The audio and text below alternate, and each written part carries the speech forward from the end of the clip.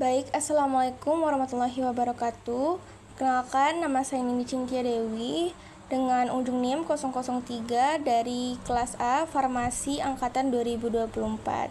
Kali ini saya akan menjelaskan sedikit atau sekilas mengenai esai yang telah saya buat, terutama pada bagian pendahuluan.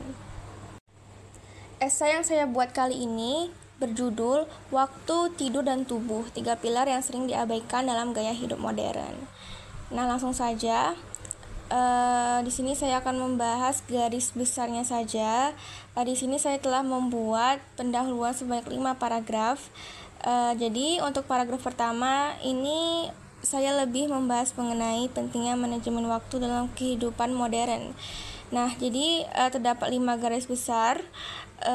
Era modern itu ditandai dengan aktivitas padat dan tekanan tinggi. Kemudian yang kedua, manajemen waktu menjadi tantangan besar.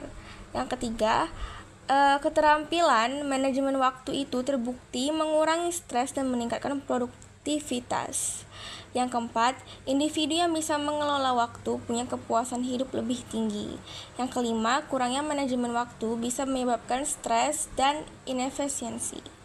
Kemudian selanjutnya, paragraf yang kedua, di sini paragraf ini membahas mengenai dampak kurang tidur terhadap kesehatan fisik dan mental. Jadi di sini telah dibagi menjadi 5 garis besar. Yang pertama itu tidur bukan hanya kebutuhan biologis, tapi fondasi kesehatan. Kemudian yang kedua, kurang tidur dikaitkan dengan peningkatan risiko depresi dan kecemasan. Yang ketiga, juga mempengaruhi kemampuan belajar emosi dan imun. Yang keempat, penelitian menegaskan pentingnya durasi dan kualitas tidur.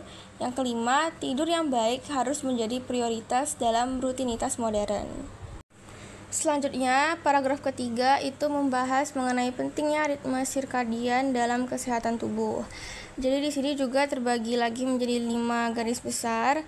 Yang pertama, ritme sirkadian adalah jam biologis internal tubuh. Yang kedua, mengatur tidur, metabolisme, suhu tubuh, dan hormon.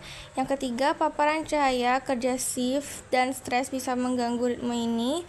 Yang keempat, gangguan ritme sirkadian berkontribusi terhadap gangguan mood dan kognitif. Yang kelima, stabilitas ritme sirkadian penting untuk fungsi optimal. Selanjutnya, paragraf keempat ini membahas mengenai hubungan antara manajemen waktu dan kualitas tidur pada mahasiswa.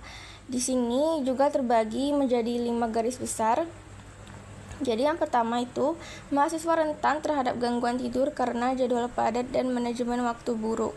Yang kedua, studi menunjukkan manajemen waktu berpengaruh signifikan terhadap kualitas tidur. Yang ketiga, kualitas tidur yang buruk memperburuk stres dan prestasi akademik. Yang keempat, mahasiswa yang mengelola waktu dengan baik tidur lebih nyenyak. Dan yang kelima, keterampilan manajemen waktu perlu diajarkan lebih dini.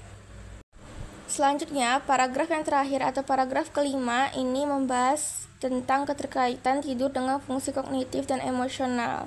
Jadi di sini dibagi menjadi 5 garis besar. Yang pertama, tidur berkualitas meningkatkan konsentrasi dan stabilitas emosional. Yang kedua, kurang tidur mengganggu memori dan pengambilan keputusan. Yang ketiga, dapat menyebabkan reaktivitas emosional berlebihan. Yang keempat, tidur cukup memperkuat proses konsolidasi memori. Dan yang terakhir itu ada tidur bukan hanya istirahat fisik tetapi juga pemulihan mental. Baik, itu saja sekilas penjelasan sedikit mengenai pendahuluan esai yang telah saya buat. Terima kasih. Wassalamualaikum warahmatullahi wabarakatuh.